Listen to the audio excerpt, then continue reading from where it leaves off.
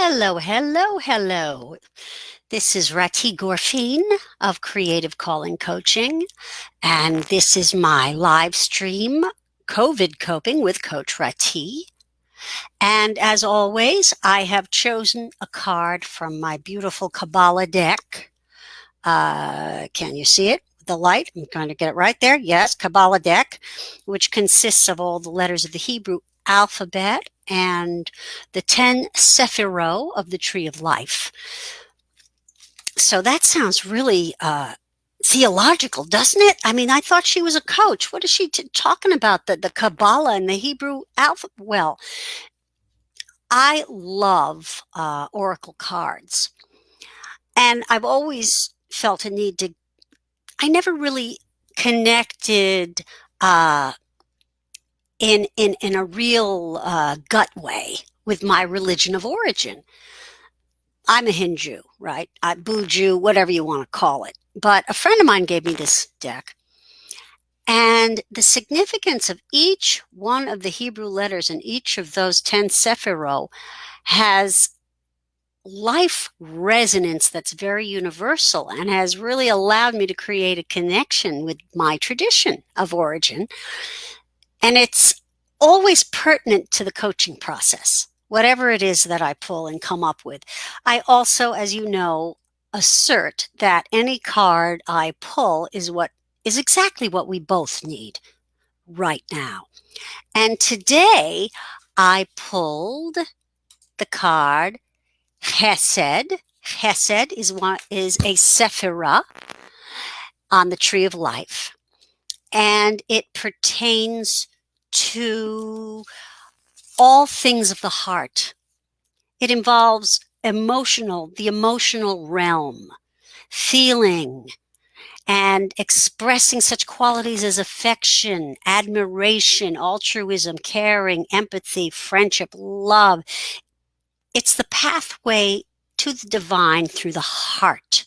What we experience in kindness, warmth, and giving freely to others. And it's also the domain of generosity. What we say in Hebrew is tzedakah, or charity, which is one of the most valued qualities in Jewish spirituality. I would say in spirituality in general.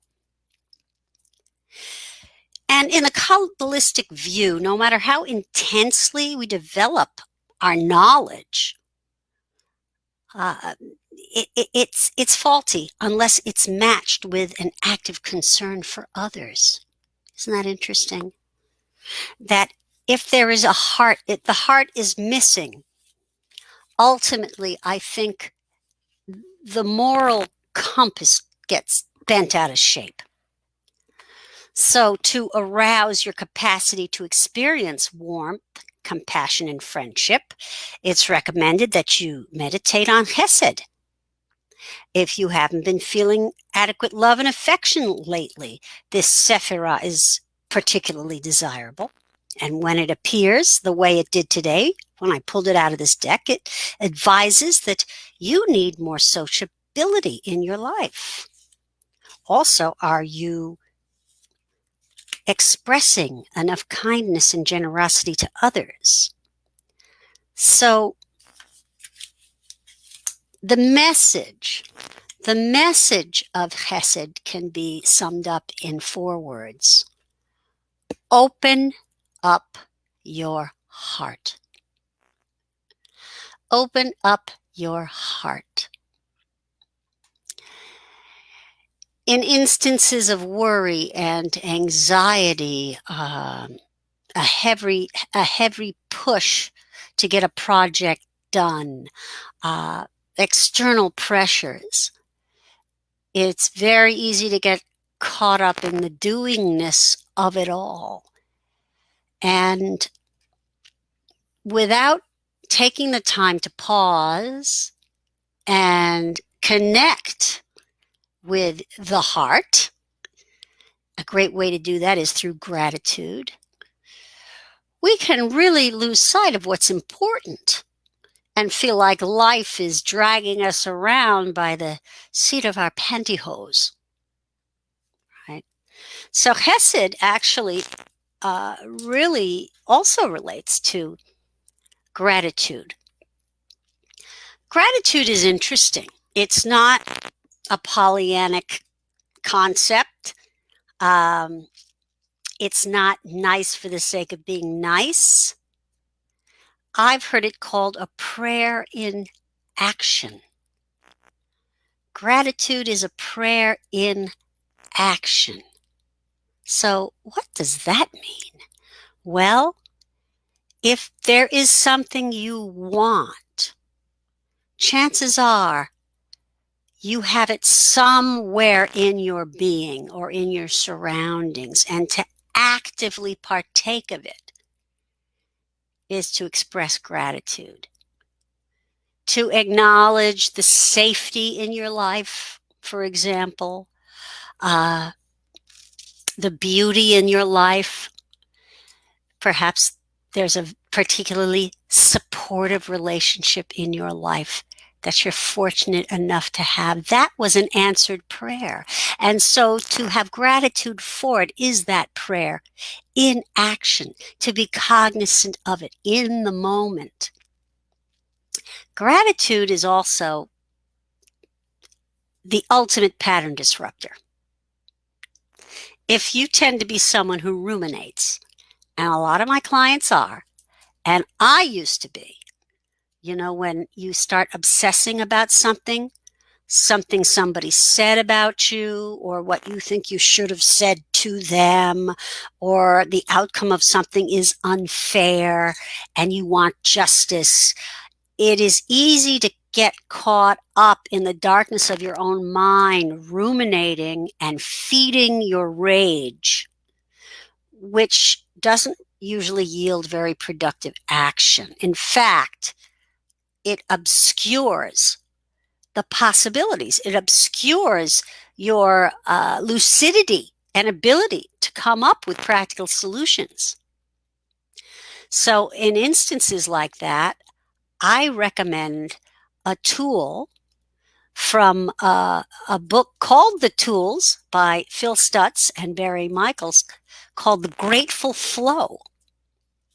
And the way you do this is when you find yourself ruminating and obsessing. I'm sorry, I got distracted by a text popping up on my computer. Once you notice you're doing that and you're feeling your blood pressure rise, you intentionally stop and shift your attention to 5 things you're grateful for. And here's the thing. They can't be by rote. It can't be something that you've said you've been grateful for in the past. 5 new things you're grateful for. I'm grateful that there are no moth holes in this sweater. I love this sweater. I'm grateful for knowing how to put makeup on. I'm grateful that I was able to charge my little vanity light here. I'm grateful that there are a couple of people who are actually watching this live stream. I'm grateful that I am not stumbling over my words extensively. If you do that, you will not be stuck in rumination, and you'll feel better, and you'll be able to direct your attention. You can't feel grateful and shitty in the exact same moment. It's just not possible. So I invite you to try this exercise. And there's no law that says you have to stick to 5 things. If it takes 10, if it takes 15, keep going until you have re-entered the land of the living and reconnected with your heart and your inner knowing that all is well, which is actually our true nature. So, chesed of the heart.